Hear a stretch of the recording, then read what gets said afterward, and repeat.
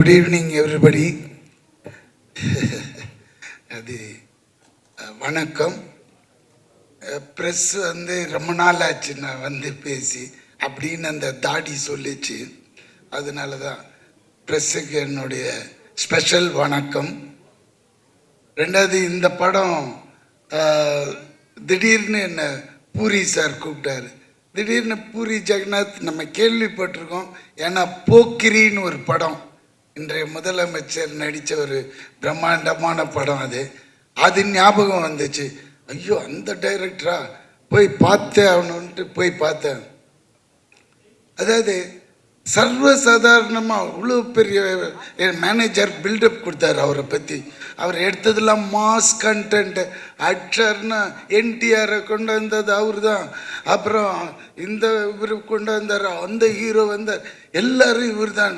என்னடா இது, போய் அப்படி பார்த்தா அவ்வளோ ஒரு சாஃப்ட் நேச்சர் உள்ள ஒரு ஹியூமனை மீட் பண்ணுறேன் ஹைதராபாடில்.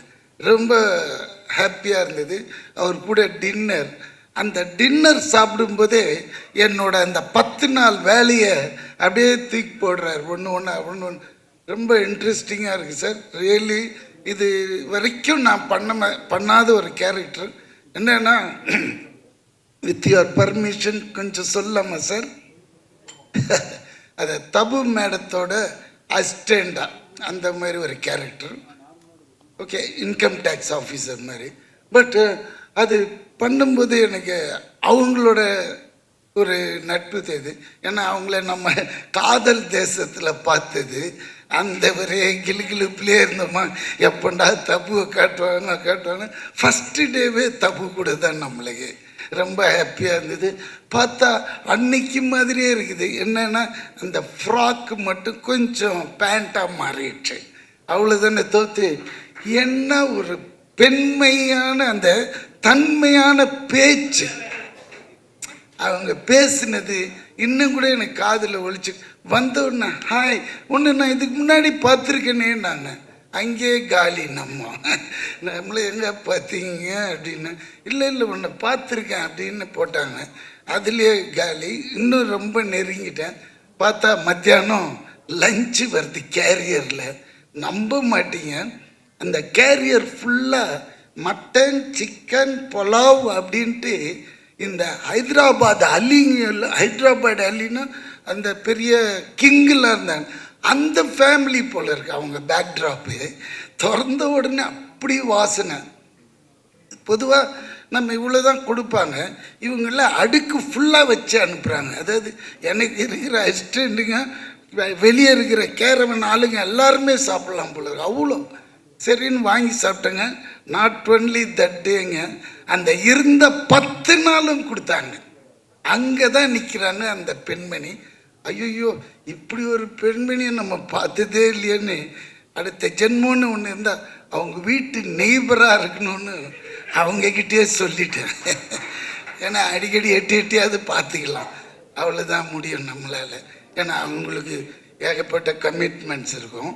அதனால் நம்மளை ஹாய் பாய் அந்த மாதிரி. அதுக்கப்புறம் இந்த பக்கம் வந்தேன், எங்கடா ஹீரோவை காணுமேன்னு பார்த்தா இதுதாங்க அவரோட வேஷம்.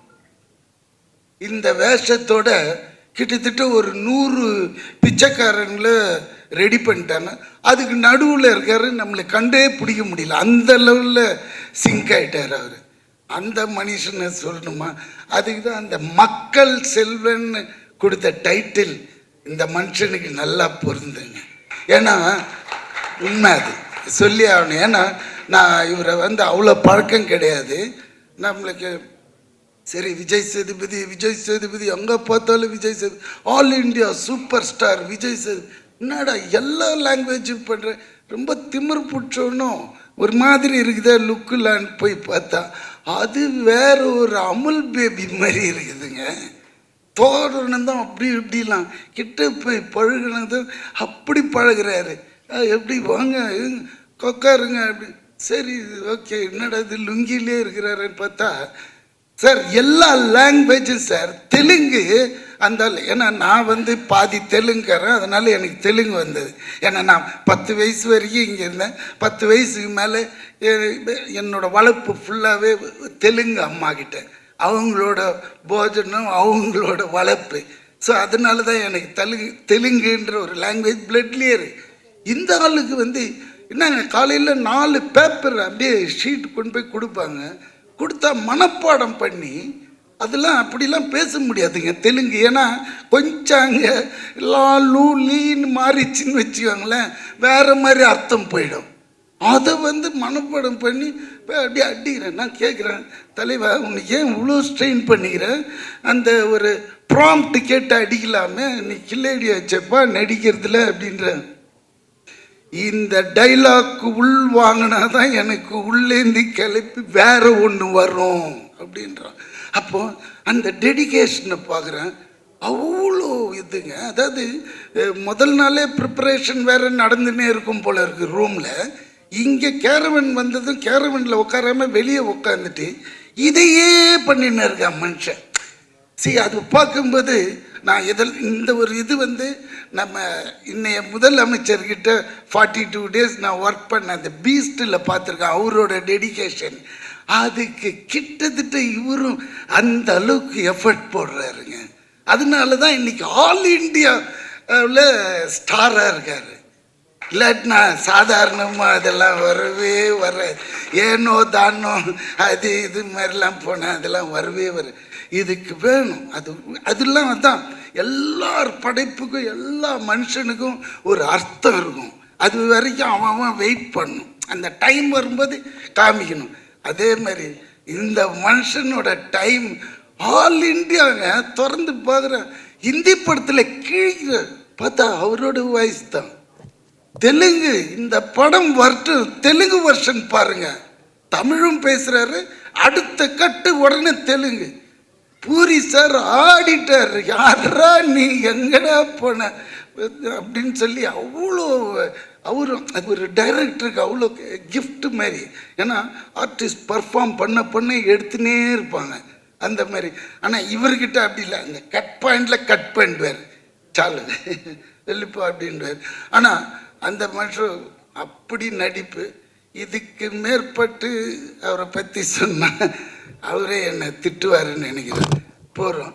அதனால எனக்கு ஹீரோயின் அவ்வளோ சீன்ஸ் இல்லை. 10 நாளும் எனக்கு ஹீரோவோட தான் ட்ராவல் ஆனதுனால. பட் இவங்க கூட நல்லா தான் இருக்காங்க.